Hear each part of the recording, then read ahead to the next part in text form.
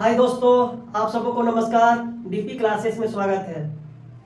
तो पिछला क्लास में हम पढ़ाए थे, केंद्रीय प्रांत पूरा ले लिए थे, पूरा विस्तार से जानकारी दिए थे। अब मैं फिर से वहीं से क्लास को जोड़ रहा हूं। 1909 के दौरान में 1909 के दौरान में दो पद था। एक था सचिव पद, सचिव, और एक था वायसराय। यहां से क्वेश्चन बहुत पूछता है। ये ब्रिटेन स्थित, ठीक है, कहां था? ब्रिटेन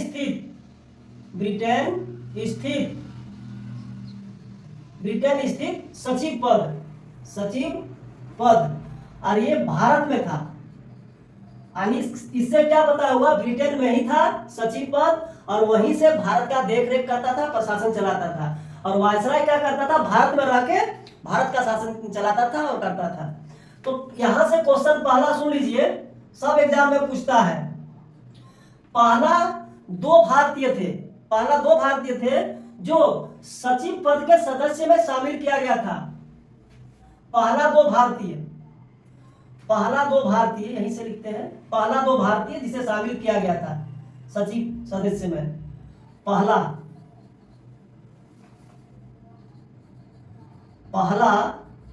दो भारतीय जिसे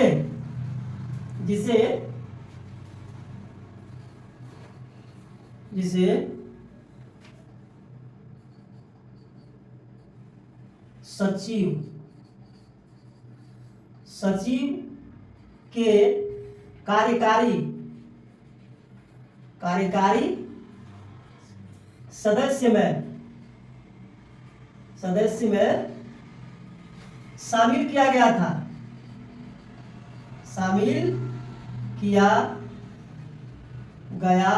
और दो भारतीय कौन कौन थे? एक नंबर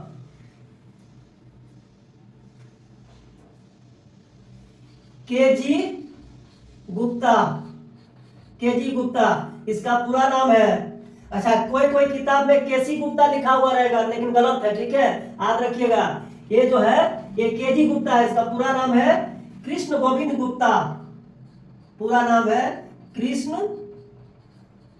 गोविंद गुप्ता, और दूसरा नाम है सैयद हुसैन बिलग्रामी।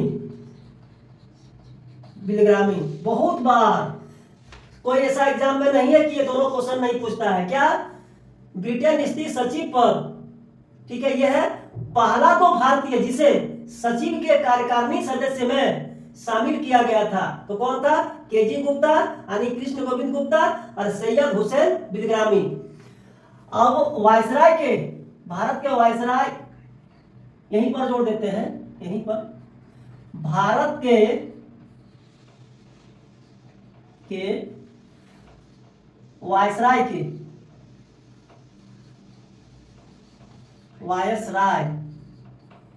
के कार्यकारिणी, चाहे कार्यकारी परिषद के, अब यहां भी थोड़ा जोड़ दीजिए, कार्यकारी परिषद यहां भी जोड़ दीजिए, परिषद, ठीक है, परिषद, कार्यकारी के परिषद के सदस्य में शामिल किया गया था।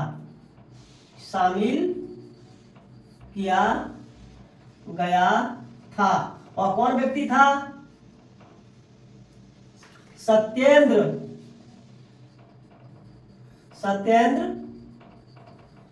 प्रसाद सिन्हा। ये प्रथम भारतीय थे, याद रखना है। प्रथम भारतीय, ये कौन थे? प्रथम भारतीय शामिल किया गया था, प्रथम भारतीय थे, प्रथम भारतीय व्यक्ति। और ये भी प्रथम भारतीय व्यक्ति, याद रखना है, इसके पहले नहीं हुआ था। प्रथम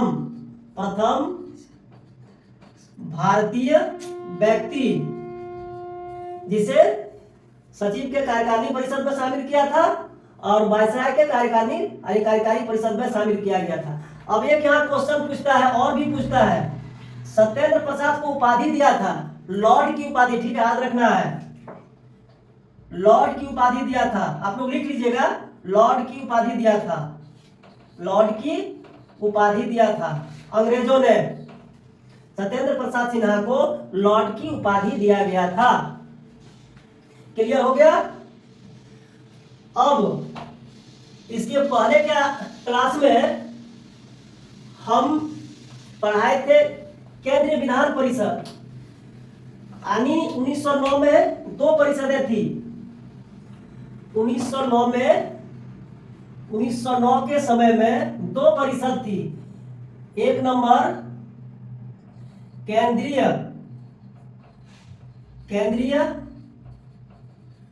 विधान परिषद, इसकी चर्चा हम तो किए हुए हैं पिछला क्लास में, जो नहीं देखे वो लोग देख लीजिएगा। और दो नंबर प्रांतीय विधान परिषद। इसमें कितना सदस्य संख्या था मिनिमम, पहले 1892 में, थोड़ा संक्षेप बता देते हैं। 1892 के अधिनियम में, यानी भारत अधिनियम में कितना था, 16 था, बढ़ा के कितना किया था, 60। अब इसमें प्रांतीय विधान परिषद में कितना किया था, 260। अब ये केंद्रीय विधान परिषद में पूरा बायोडाटा के साथ बताए थे, इसमें बायोडाटा के साथ नहीं दिखाना है, खाली आपको दिखाना है कि प्रांतीय विधान परिषद में, और यहीं से क्वेश्चन पूछता है कि किस किस प्रांत को कैसा कितना सीट मिला हुआ था। अब ये 260 को कैसे बांटा था, देखिए 260 को बांटा, एक नंबर बर्मा को, यानी 16 सीट बर्मा को दिया, ठीक। 2 नंबर पूर्वी बंगाल प्लस असम, यहाँ नहीं ऊपर, यहाँ इधर से 41 सीट पूर्वी बंगाल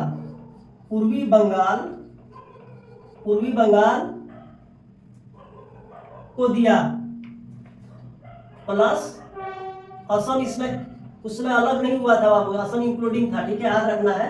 हालांकि 1874 में ही अलग हुआ था, लेकिन उसको इसमें जोड़ा गया था।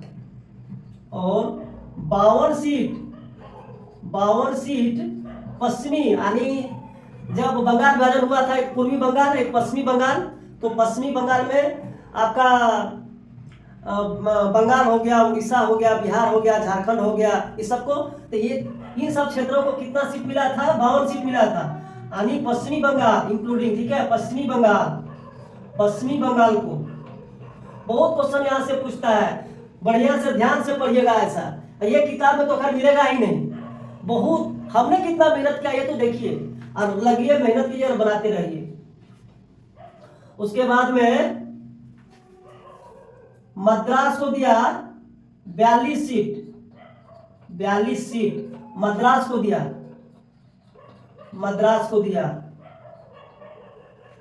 42 सीट दिया आपका बंबई को, और संयुक्त प्रांत को दिया 42 सीट संयुक्त प्रांत को, और लास्ट में 25 सीट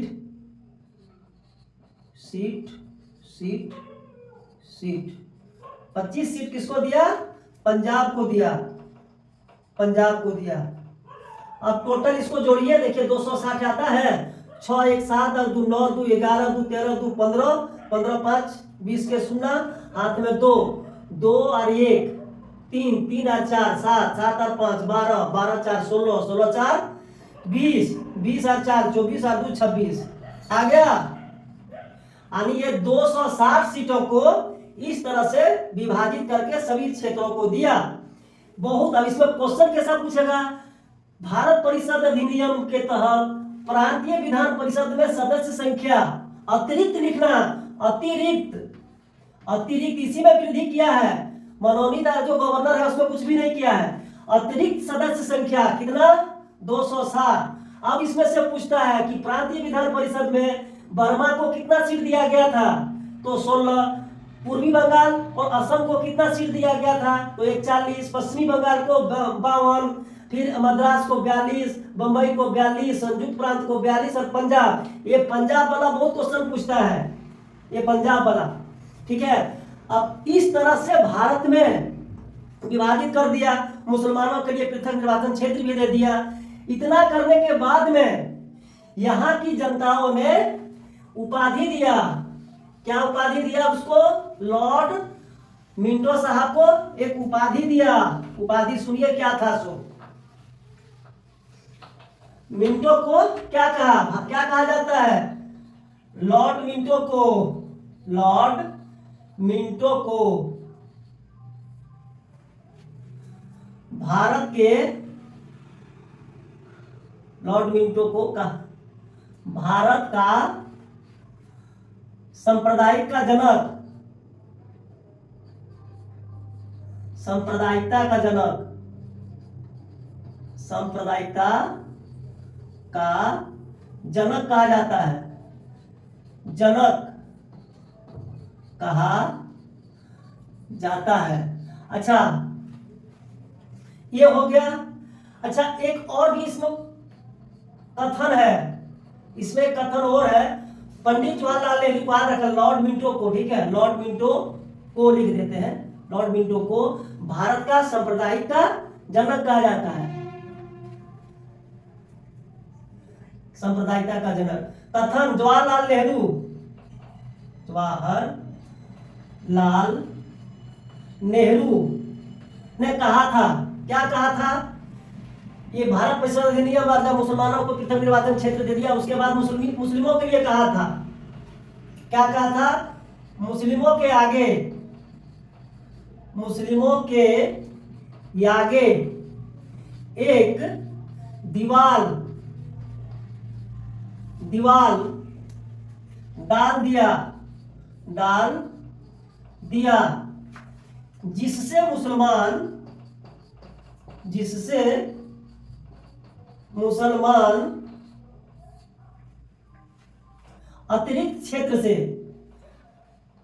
शेष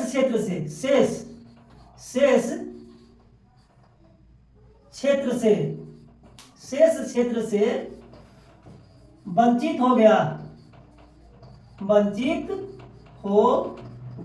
इसका मतलब क्या, जो सांप्रदायिकता का जो रूप दे दिया था, इससे क्या हुआ, उनको पता लग गया था कि आगे आने वाला दिन कुछ ऐसा अप्रिय घटना घटेगा कि हिंदू और मुसलमान दोनों अलग हो जाएंगे और भारत का टुकड़ा होना संभव है, क्योंकि ऐसा ही इन्होंने ये अंग्रेजों ने कर दिया था, उनका पता है। तो क्या कहा, मुसलमानों के आगे ना, मुसलमान के आगे एक दीवार डाल दिया जिससे मुसलमान से क्षेत्र से वंचित हो गया।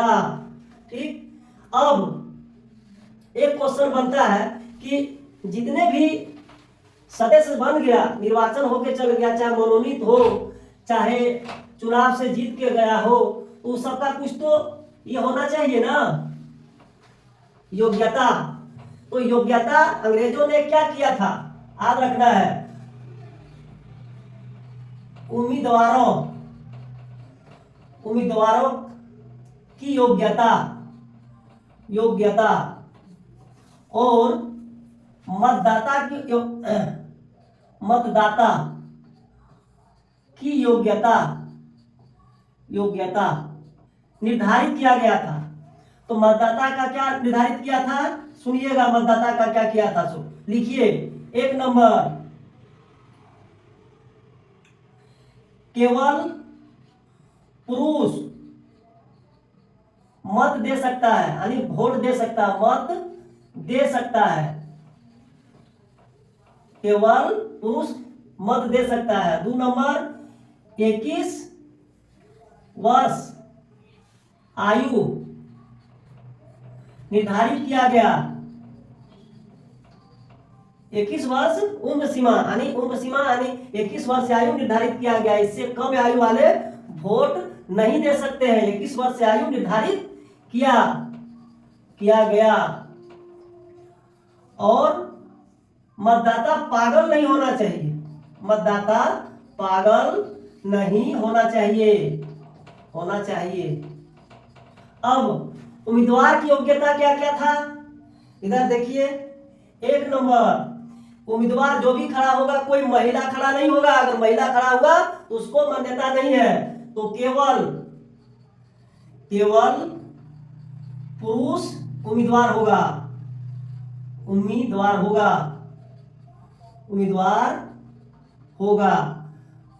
होने के लिए उम्र सीमा कितना, वही 21 वर्ष। 21 वर्ष उम्र सीमा निर्धारित किया गया। 3 नंबर पागल नहीं होना चाहिए।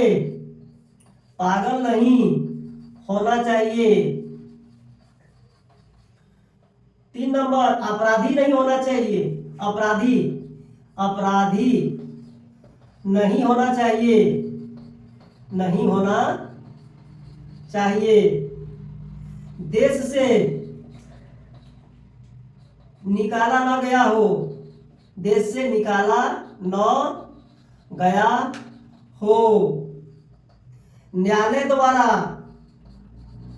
न्यायालय द्वारा 6 माह से अधिक सजा न मिला हो। और प्रशासनिक सेवा से निष्कासित नहीं किया गया हो। प्रशासनिक सेवा से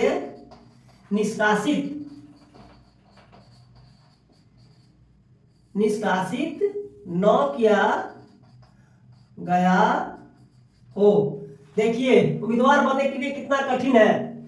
केवल पुरुष ही खड़ा होगा। 21 वर्ष उम्र सीमा निर्धारित किया गया। वह पागल नहीं होना चाहिए, अपराधी नहीं होना चाहिए, देश से निकाला ना गया हो। से विजय माल्या सा भगोड़ा हो गया वैसा आदमी को नहीं, और मेहुल चोकसी जैसा, ठीक है। और न्यायालय द्वारा 6 माह से अधिक सजा न मिला हो और प्रशासनिक सेवा से निष्कासित न किया गया हो। ये पूरा योग्यता है। उम्मीदवार बन गया और योग्यता के हिसाब से पहुंच भी गया। दोनों में, केंद्रीय विधान परिषद में और प्रांतीय विधान परिषद में दोनों पहुंच गया। लेकिन पहुंच के क्या करेगा, जैसे लोकसभा जाता है वहां तो अपना क्षेत्र का मुद्दा उठाता है कि रेल होना चाहिए, सड़क होना चाहिए, तो हॉस्पिटल होना चाहिए। तो वहां जाके उनका कुछ पावर तो मिलेगा।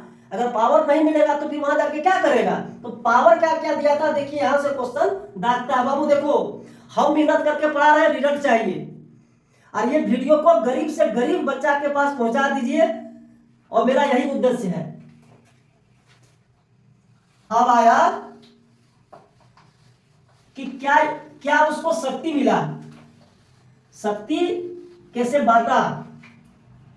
उस समय शक्तियां 2 था, ठीक है। शक्तियां को, ठीक है, शक्तियों को बांटा। कैसा बांटा, एक हो गया वित्तीय मामले, एक हो गया वित्तीय मामले, और एक हो गया जनहित,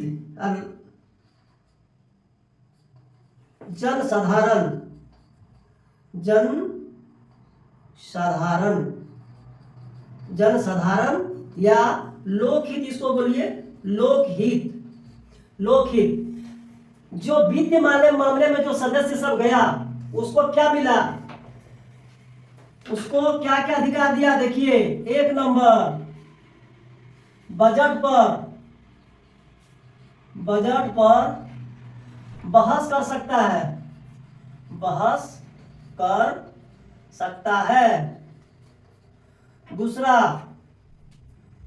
मत नहीं दे सकता है, मत मत नहीं दे सकता है।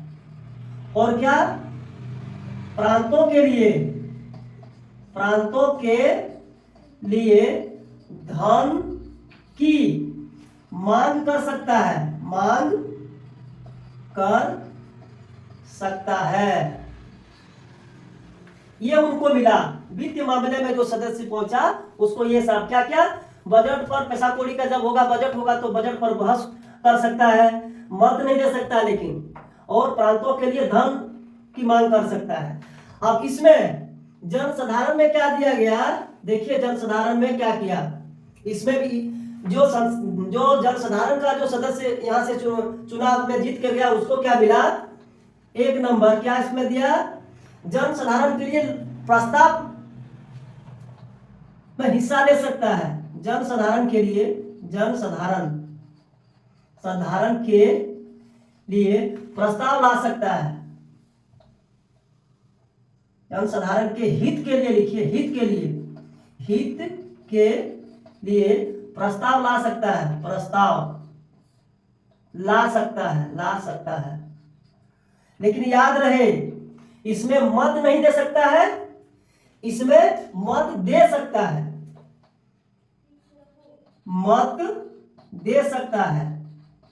दे सकता है। याद रखें कि कोई भी प्रस्ताव लाने के पहले 15 दिन पूर्व सूचना देना होगा। कितना, प्रस्ताव लाने से पहले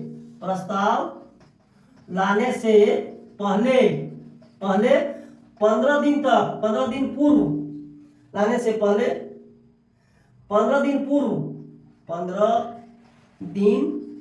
पूर्व सूचना देना है। और क्या, प्रश्न पूछ सकता है, और पूरक प्रश्न पूछ सकता है। ही इंपॉर्टेंट है, पूरक प्रश्न पूछ सकता है। ये देखिए जनसाधारण के लिए तो प्रस्ताव ला सकता है, मत नहीं दे सकता, उसमें मत दे सकता है, लेकिन उसमें मत नहीं दे सकता, इसमें मत दे सकता है। प्रस्ताव लाने से पहले 15 दिन पूर्व सूचना देना पड़ता है, और प्रश्न पूछ सकता है। किसी भी मामले में अगर कोई दिक्कत है, आंतरिक कोई क्लास चल रहा है तो उसके ऊपर प्रश्न पूछ सकता है। और पूरक प्रश्न का मतलब है कि जो पहले पूछा है, क्वेश्चन प्रश्न का उठाया है, वही पूरक प्रश्न पूछ सकता है, ये निर्धारित किया गया। लेकिन आप लोग नोट करके लिख लीजिएगा, बहुत पूछता है क्वेश्चन को, नोट करके लिखिए। नोट करके क्या लिखिएगा, परंतु वायसराय बाध्य नहीं थे। ठीक है, बाध्य नहीं थे, यानी आप मान कीजिए लेकिन वो दे ही देगा, इसका कोई गारंटी नहीं है, इसीलिए यहां नोट करवा के लिखवा दिया, परंतु वायसराय बाध्य नहीं थे। मतलब ये स्वतंत्र थे, देने का मन किया तो दिए, नहीं देने का मन किए तो नहीं दिए। ठीक है, अगर इसमें से कोई अगर आपको दिक्कत हो रहा है, इतना डीप तो खैर साधारण पढ़ाई नहीं है, इससे बाहर तो खैर पूछेगा ही नहीं, और इससे भी अगर आपको डीप चाहिए तो कमेंट कीजिए। और भाई गुरु दक्षिणा देखिए, हमको मोटिवेट करने के लिए गुरु दक्षिणा तो चाहिए। आप लोग से क्या गुरु दक्षिणा लेंगे, तो एक ही बात है, सीधी बात है कि वो है भाई मेरा सब्सक्राइब कीजिए, चैनल डीपी क्लासेस के नाम से है, और दबा के शेयर कीजिए और हमको मोटिवेट कीजिए, ताकि इससे अच्छा और पढ़ाए, या इससे भी डीप अगर आपको पढ़ना तो हम तैयार हैं, हमको पढ़ाने में कोई दिक्कत नहीं है। और जैसा कंटेंट चाहिए, इससे बढ़कर कंटेंट अगर आपको चाहिए और डीप, लेकिन हमको नहीं लगता कि इससे बढ़िया एग्जाम में आपको क्लियर हो जाएगा, इससे एग्जाम में छूटेगा ही क्वेश्चन नहीं। तो इसी के साथ मैं अपनी वाणी को विराम देता हूं। जय हिंद, जय भारत।